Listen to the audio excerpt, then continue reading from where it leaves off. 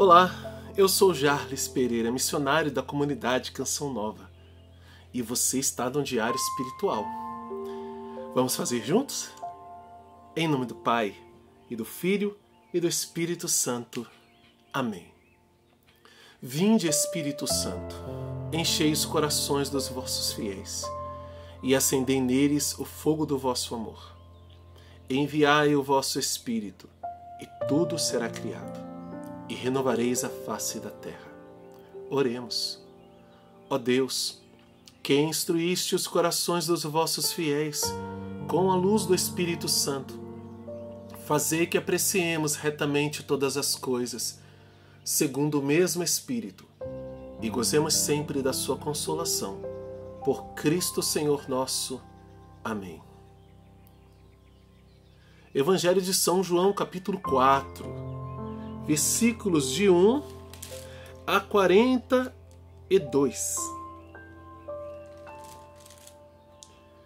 Quando Jesus soube que os fariseus tinham ouvido dizer que ele fazia mais discípulos e batizava mais que João, ainda que de fato Jesus mesmo não batizasse, mas os seus discípulos, deixou a Judéia e retornou à Galiléia.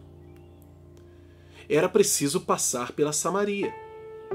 Chegou então a uma cidade da Samaria chamada Sicar, perto da região que Jacó havia dado ao seu filho José.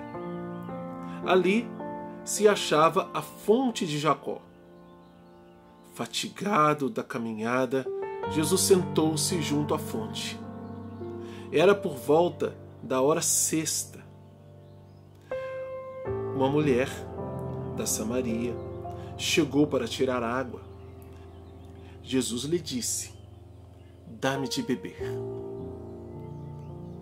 Seus discípulos haviam ido à cidade comprar alimento.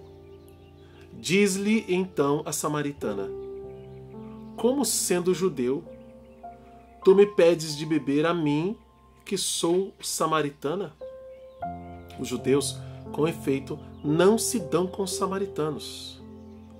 Jesus lhe respondeu: "Se conhecesses o dom de Deus, e quem é que te diz, dá-me de beber, tu é que lhe pedirias, e ele te daria água viva."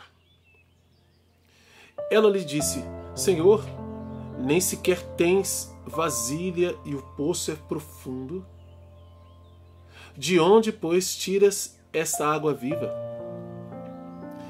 És, porventura, maior que nosso pai Jacó, que nos deu esse poço, do qual ele mesmo bebeu, assim como seus filhos e seus animais?" Jesus lhe respondeu: aquele que bebe desta água terá sede novamente. Mas quem beber da água que eu darei nunca mais terá sede. Pois a água que eu lhe der tornar-se-á nele fonte de água jorrando para a vida eterna. Disse-lhe a mulher: "Senhor, dá-me dessa água para que eu não tenha mais sede, nem tenha que vir mais aqui para tirá-la." Jesus disse: "Vai, chama teu marido e volta aqui." A mulher lhe respondeu: "Não tenho marido." Jesus lhe disse: "Falaste bem, não tenho marido, pois tivesse 5 maridos, e o que agora tens não é teu marido. Nisso falaste a verdade." Disse-lhe a mulher: "Senhor, vejo que és profeta. Nossos pais adoraram nesta montanha, mas vós dizeis, é em Jerusalém que está o lugar onde é preciso adorar." Jesus disse-lhe: "Acredita-me, mulher, vem a hora em que nem nesta montanha, nem em Jerusalém adorareis o Pai. Vós adorais o que não conheceis, nós adoramos o que conhecemos, porque a salvação vem dos judeus. Mas vem a hora, e é agora, em que os verdadeiros adoradores adorarão o Pai em espírito e verdade. Pois tais são os adoradores que o Pai procura. Deus é espírito, e aqueles que o adoram devem adorá-lo em espírito e verdade. A mulher lhe disse: sei que vem o Messias, que se chama Cristo. Quando ele vier, nos explicará tudo. Disse-lhe Jesus: sou eu que falo contigo. Naquele instante chegaram seus discípulos e admiraram-se de que falasse com uma mulher.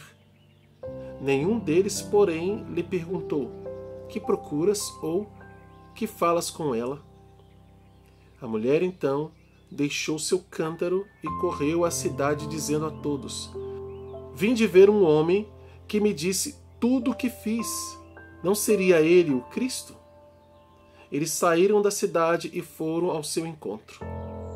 Enquanto isso, os discípulos rogavam-lhe: Rabi, come. Ele, porém, lhes disse: tenho para comer um alimento que não conheceis. Os discípulos se perguntavam uns aos outros: por acaso alguém lhe teria trazido algo para comer? Jesus disse: meu alimento é fazer a vontade daquele que me enviou e consumar a sua obra. Não dizeis vós: ainda 4 meses e chegará a colheita? Pois bem, eu vos digo: erguei vossos olhos e vede os campos, estão brancos para a colheita. Já o ceifeiro recebe seu salário e recolhe o fruto para a vida eterna, para que o semeador se alegre juntamente com o ceifeiro. Aqui, pois, se verifica o provérbio: um é o que semeia, outro o que ceifa. Eu vos enviei a ceifar onde não trabalhastes. Outros trabalharam, e vós entrastes no trabalho deles. Muitos samaritanos da cidade creram nele por causa da palavra da mulher que dava testemunho. Ele me disse tudo o que fiz. Por isso, os samaritanos vieram até ele, pedindo-lhe para que permanecesse com eles. E ele ficou ali 2 dias. Bem mais numerosos foram os que creram por causa da palavra dele. E diziam à mulher: já não é por causa dos teus dizeres que cremos.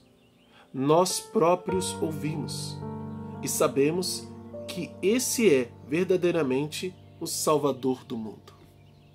Palavra da salvação, glória a vós, Senhor. Que passagem maravilhosa! Essa mulher conheceu a verdade e a vida. Mas há tanta coisa boa aqui que a gente precisaria, de fato, fazer uma ruminação desta palavra. Mas vamos aos pontos principais. Jesus sai da Judéia e volta para a Galileia. Esse movimento sempre acontece com Jesus. Da Judéia para a Galileia, da Galileia para a Judéia. De vez em quando vai numa outra região, mas ali é o vai e vem de Jesus. Judéia e Galileia. Judéia, onde tem Jerusalém, onde tem as cidades mais importantes, onde está o templo. Galileia, onde é a região dele. Ele era chamado o Galileu, onde tem Nazaré, etc. Mas nessa passagem tinha que passar pela Samaria. Jesus, cansado da viagem, olha, Jesus é verdadeiro homem, gente. Jesus, fatigado da viagem, sentou-se junto à fonte, junto a um poço, por volta da hora sexta. Hora sexta, gente, meio-dia. O sol rachando tudo. Com sede. Vem uma mulher pegar água e ele pede: dá-me de beber. Mas Jesus queria conversar com aquela mulher algo muito mais profundo. E a gente vê pelo desenrolar do diálogo dos dois. Jesus falava de coisas espirituais. Quem eram esses samaritanos? Samaritanos eram um povo que morava dentro do território de Israel, que foi colocado lá por um daqueles reis, um daqueles imperadores que dominaram Israel durante a história. Lá no livro dos reis, está lá. Se quiser depois pegar, capítulo 2 Reis 17, né? Aí ele vai falar disso. Os judeus não se davam com os samaritanos. Eles não conversavam, não tinha essa coisa, eles odiavam os samaritanos, né? E a origem deles é terrível, por quê? Porque eles vieram deportados. Eles vieram deportados da Babilônia e forçados a habitar naquela terra lá. E os judeus foram forçados a dar aquele território. Tanto que ali tem um poço de Jacó. Aquela mulher era samaritana, oriunda daquele povo. E aquele povo foi obrigado a observar as leis dos judeus, os deuses dos judeus, para que desse certo, para que desse liga, conseguisse morar ali sem dar muito problema. Só que não adiantou muita coisa. Porque os judeus foram ensinar e eles fingiram que aprenderam, mas não viveram de coração aquilo que era para viver da lei de Deus. Continuaram adorando os seus deuses. E eram 5, cada um da sua região. Olha a referência lá aos 5 maridos que Jesus fala para aquela mulher. E eles, ao invés de adorar no templo, eles faziam altares nos montes, nas montanhas, nos lugares altos, para adorar os seus deuses. Então, o judeu olhava para aquilo lá e abominava, tinha raiva. Esse povo veio para cá, a terra é minha, a terra prometida, esse povo veio para cá e contamina a minha terra com essa porcaria desse monte de deuses falsos. Os judeus tinham motivos para odiar os samaritanos. Os samaritanos, por sua vez, também odiavam os judeus, e era aquela coisa terrível. Por isso que essa mulher trata mal Jesus. Você, judeu, está falando comigo por quê? Sai para lá. Vou te dar água, não. Só que Jesus queria uma água que era diferente. Jesus tem sede de almas. E ele planta ali uma semente que quem vai colher são os apóstolos, é a igreja. Uma semente de transformação, de evangelização. Quem planta é ele. E aí ele fala, né? Porque eles perguntam, né? Quando voltam, vê ele conversando. E aí ele fala, querem que ele coma. Ele fala, não, eu tenho um alimento que vocês não conhecem. E aí ele diz, meu alimento é fazer a vontade daquele que me enviou. E fala do que é esse alimento. Ele foi e plantou ali, no meio dos samaritanos, uma semente de Babilônia dentro de Israel, podemos dizer assim. Semente pagã. E o que representa a Babilônia, né, para Israel é terrível. É uma lembrança terrível, uma chaga enorme de um exílio de muitos anos, de gerações, e de grande sofrimento, de destruição do templo, de profanações. E aí tem um povo lá morando no território de Israel. Que humilhação! Jesus semeia lá para que os apóstolos venham acolher no futuro. E aqui a gente já vê essas ordens, essa ordem de Deus que está aqui, ó, vindo aqui, né? Do versículo 35 ao 38, ele fala, erguei os olhos e vede os campos, já estão brancos para a colheita. Né? Por quê? Porque o provérbio diz, é um que semeia, o outro que ceifa. Eu vos enviei a ceifar onde não trabalhastes. Qual o trabalho? O trabalho foi de Jesus a partir dessa mulher. Que coisa linda. Que coisa maravilhosa. E assim, mais, falando estritamente da Samaria. Mas ele vai falar com essa mulher com muito carinho, com muito amor. Tanto que ele diz com todas as letras, ele se revela para esta mulher, sou eu. Olha, se não fosse caro aos olhos de Deus, tão especial, Jesus não faria isso. Nos confunde, me confunde a cabeça, porque quando eu olho para a situação de outras curas e outras realidades que Jesus não fez, não quis curar de imediato, teve que ter muito trabalho para curar. É aqui ao contrário, Jesus que tem um trabalho para convencer essa mulher. Quando vem aquela cananeia pedindo, liberta a minha filha que está atormentada pelo demônio, Jesus falou, não, só vim para as ovelhas perdidas de Israel e tal. Mas e os samaritanos aqui? Há uma predileção, há uma necessidade, há uma missão dada pelo Pai para curar essa chaga da Samaria dentro do território de Israel. Deus também quer curar essa chaga de paganismo dentro do nosso coração, dentro do território que é você, que sou eu. E nós precisamos, para isso, abrir o coração. Porque do nosso interior vai jorrar água viva. Então nós precisamos pedir essa água para Jesus. Dá de beber dessa água. E Jesus promete àquele que bebe desta água, está no versículo 13, aquele que bebe dessa água terá sede novamente. Ou seja, que água que essa mulher bebia? A água dali, da cultura dela, das coisas que ela aprendeu com os pais dela, dos deuses que ela adorava, ou seja, os maridos, os 5 maridos que Jesus faz uma metáfora, manda ela chamar o marido sabendo que ela não tem, isso já é uma palavra de ciência maravilhosa, mas Jesus entra com algo além, para que ela possa falar da fé dela e Jesus, porque é isso que, na verdade, além de tudo, além da raça, separa judeus de samaritanos, é a questão da fé. E Jesus entra para curar isso, para libertar aquela mulher.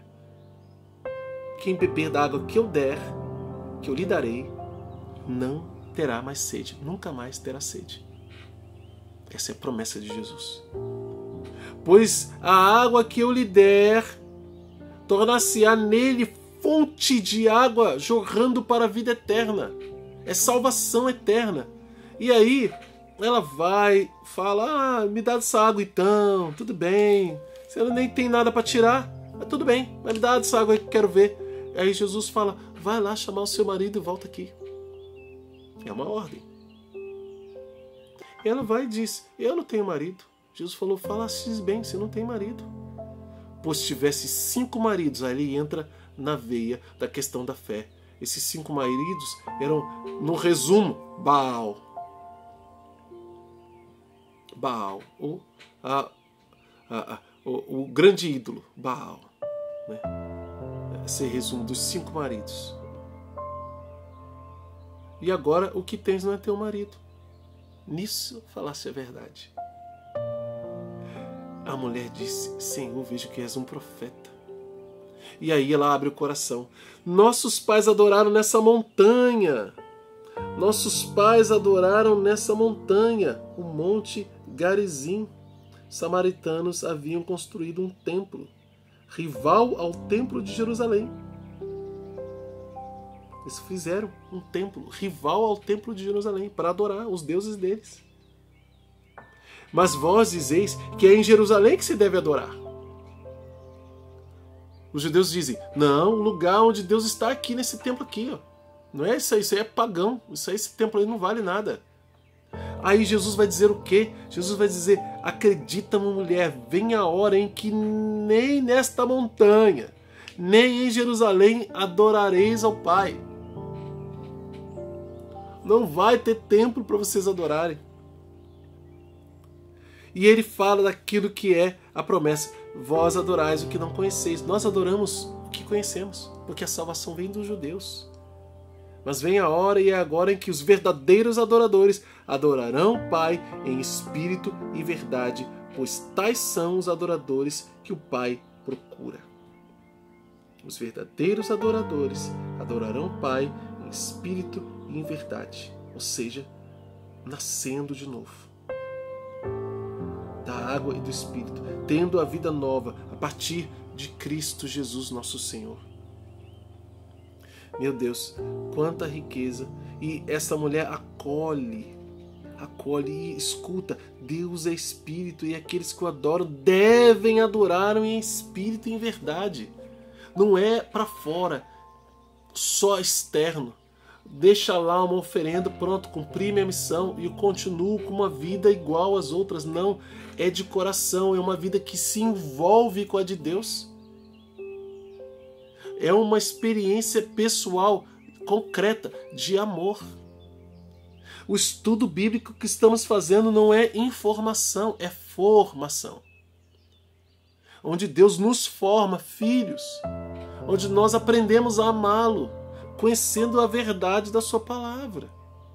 Caso contrário, não vivendo, não colocando em prática, e mesmo se colocarmos em prática só mecanicamente, não estaremos adorando a Deus em espírito e verdade. E aí, continua o diálogo, a mulher vai dizendo, eu sei que deve vir o Messias. Olha, tá vendo? Eles conheciam aquilo que era a profecia dos judeus, né? E quando ele vier, vai explicar tudo. Então eles tinham essa ideia. E Jesus vai dizer o quê? Sou eu quem falo contigo. Meu Deus do céu, se revelou assim para uma mulher samaritana. Você imagina quando Jesus depois contou isso para os discípulos, a admiração que tomou conta deles. E aí, passa o tempo, e eles começam a se perguntar, e entra aquilo que eu falei, que Jesus tem um alimento que eles não conhecem, que é fazer a vontade daquele que enviou. E aí a gente percebe por que Jesus foi lá na Samaria e gastou todo esse tempo com essa mulher, que era pagã, de origem pagã, mas estava dentro do território de Israel, porque o pai queria que ele fosse lá para curar essa chaga. Era necessário. E quem poderia fazer isso senão o próprio Jesus? Depois a igreja vai colher os frutos disso. Ai, que coisa linda, que vontade. Olha, vou dizer para vocês, a primeira ruminação da palavra que nós vamos fazer, e nós vamos gastar tempo aqui, vai ser com esse trecho daqui. Aguarde que nós faremos, com a graça de Deus. Agora vamos anotar no nosso diário. Temos muita coisa para anotar, é importante para anotar. Começando pelas promessas de Deus, versículo 13 e 14. Anota aí, promessa de Deus, versículo 13 e 14. Depois, versículo 21, versículo 23 também. Promessas de Deus, versículos 13 e 14, versículo 21 e versículo 23. Ordens, versículo 7, olha, já ia falando 16, questão do 7. Versículo 7, versículo 16, versículo 24 e versículos de 35 a 38. Tem bastante ordem para anotar. Versículos 7, 16, 24 e de 35 a 38. Agora os princípios eternos. Versículo 10. Versículos de 22 a 26. Versículos 31 e 32. E versículo 34. Diante desta palavra, qual é a mensagem de Deus para você hoje? E como colocar isso em prática na sua vida? É isso que nós vamos anotar no nosso diário e lutar para viver esta palavra. Ó Maria concebida sem pecado, rogai por nós que recorremos a vós.